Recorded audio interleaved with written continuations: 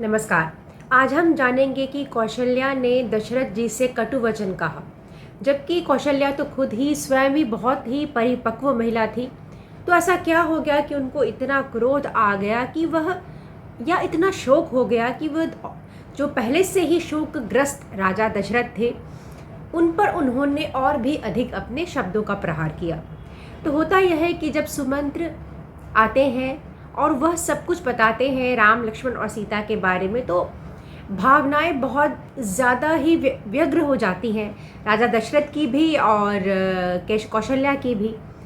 अब कौशल्या का मन इतना, एक प्रकार से कह लीजिए आपकी, छटपटा रहा है अपने पुत्र के लिए, पुत्र वधू के लिए, कि वह कटु वचन कहती है दशरथ जी से। कहती है कि आपने जो किया है उससे समस्त प्रजा का आपने वध ही कर दिया, सबको दुखी कर दिया, आसपास के राज्यों को सबको आपने दुखी कर दिया।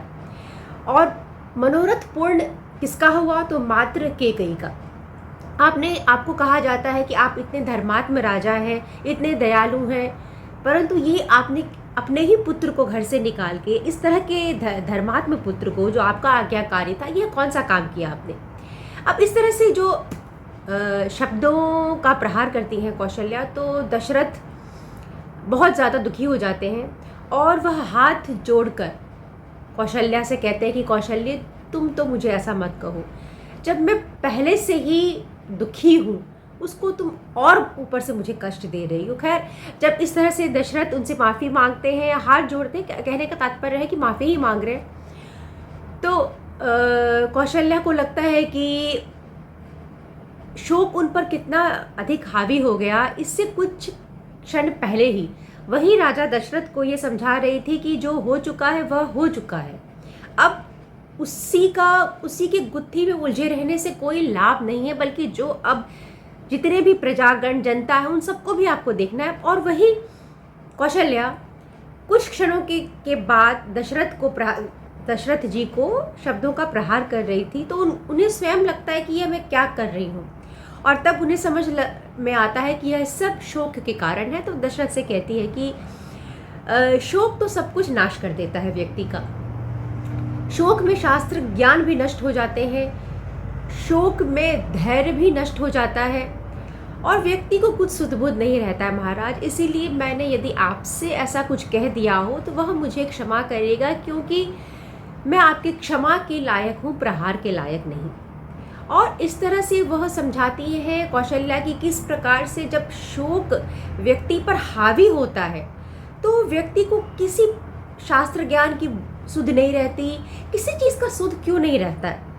और ये राजा दशरथ को वो अपने मन की बात कह रही हैं, और एक प्रकार से दोनों अपना दुख बांट रहे हैं। तो इस कहानी में देखिए कि राम ने अपने हाथ में आया हुआ राज्य छोड़ दिया सत्य के लिए, मर्यादा के लिए, और वह राजकुमार हैं, परंतु वह तृण पर सो रहे हैं। उनको कोई चिंता नहीं है कि आने वाला दिन मेरा कैसा होगा, और नींद भी उनको अच्छे से आ रही है, वो अच्छे से सो पा रहे हैं। सीता भी उनके साथ है, सीता भी प्रसन्न दिख रही हैं, जबकि वनवास में कितना अधिक कष्ट होता है। परंतु वहीं राजा दशरथ को देख लीजिए कि राजा दशरथ अभी भी, वह वृद्ध जरूर है, परंतु वह अयोध्या के इतने बड़े साम्राज्य के राजा हैं। परंतु आज उनकी गति ऐसी हो गई इस अवस्था में कि उन्होंने केकई का पैर पकड़ा कि वह अपना वचन को वापस ले ले, परंतु केकई ने उनकी बात नहीं मानी। वह कौशल्या को हाथ जोड़ के उनसे माफ़ी मांग रहे हैं। तो एक इतने बड़े राजा की आज कैसी अवस्था हो गई है। और राम जिन्होंने सब कुछ छोड़ के गया, राम जो सब कुछ छोड़ के गए वनवास, परंतु वह प्रसन्न है। तो इन सब के कहने का भाव, जहाँ तक मैं समझती हूँ, वह यही है कि जो व्यक्ति होता है वह उसकी जो मन की चेतना होती है वह कहीं ऊपर का स्थान रखती है शरीर मात्र से, या शरीर के आराम का सुख कह लीजिए, उस सबसे कहीं ऊपर का स्थान व्यक्ति के चेतना की होती है। और जो व्यक्ति का मन है वह आनंद की तरफ ही जाना चाहता है। आनंद की प्राप्ति बिना बिना त्याग के, बिना धर्म के, बिना सत्य के, निष्ठा के संभव नहीं। और कोई भी कितना भी बड़े साम्राज्य का राजा हो, परंतु वह इस शांति को, इस मन के चैन को तो खरीद नहीं सकता, जो कि राजा दशरथ की हालत है कि उनके पास ऐश्वर्य संपन्न सब कुछ है, परंतु फिर भी वह एक चोट लगे पक्षी की भांति फड़फड़ा रहे हैं। वह एक तरह से चैन ढूंढ रहे हैं और उनको वह मिल नहीं रहा है। राम ने राज्य छोड़कर भी अपनी चेतना के स्तर को कितना ऊपर उठा लिया है, और जब हम अपनी चेतना को ऊपर उठाते हैं तब उससे हम संतोष पाते हैं। असंतोष का रास्ता ही आनंद की तरफ जाता है।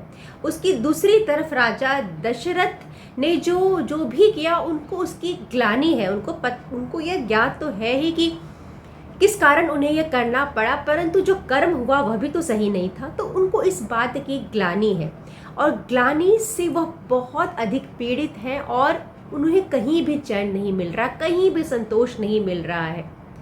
तो कहने का तात्पर्य है कि चाहे हम कितने भी ऐश्वर्य संपन्न हो जाए, परंतु यदि हमारी चेतना ऊपर नहीं उठी है, हमारे सोचने का ढंग स्वस्थ नहीं है, तो हम चाहे कुछ भी कर लें, हमको वह आनंद की प्राप्ति कभी भी नहीं हो सकती जिसके लिए मनुष्य का जीवन है। मनुष्य का जीवन सिर्फ शोक और दुख में रहने के लिए नहीं है मनुष्य का जीवन, परंतु इन सब से होकर वह आनंद की तरफ जाना चाहता है, और जिसके लिए अध्यात्म है। तो अध्यात्म ही व्यक्ति को सिखाता है कि किस प्रकार से उस आनंद की प्राप्ति संभव है। और इसीलिए राजा दशरथ की आज ऐसी अवस्था है कि वह तड़प रहे हैं, परंतु राम ने सब कुछ त्याग दिया। उनके पास कोई सुरक्षा कवच नहीं है। आगे का दिन उनका कैसा बीतेगा, वह इतने संकटों से है। सीता भी उनके साथ है, परंतु उनको कोई चिंता नहीं है। अभी वह चित्रकूट में बहुत प्रसन्नता के साथ रह रहे हैं। तो ऐसा नहीं है कि त्याग में सुख नहीं है, पर अपितु सत्य में, त्याग में परम सुख और शांति का अनुभव होता है, जो अंततः आनंद की तरफ ले जाती है, जो कि व्यक्ति के जीवन का एक अंतिम उद्देश्य है, आनंद की प्राप्ति। परंतु वह आनंद की प्राप्ति इतनी आसानी से नहीं होती है, उसका मार्ग कठिनाई से होकर गुजरता है, परंतु यदि व्यक्ति वहाँ तक नहीं पहुँचता तो उससे संतोष भी नहीं आता, चैन भी नहीं मिलता। यही इसका भाव है। मुझे सुनने के लिए बहुत बहुत धन्यवाद।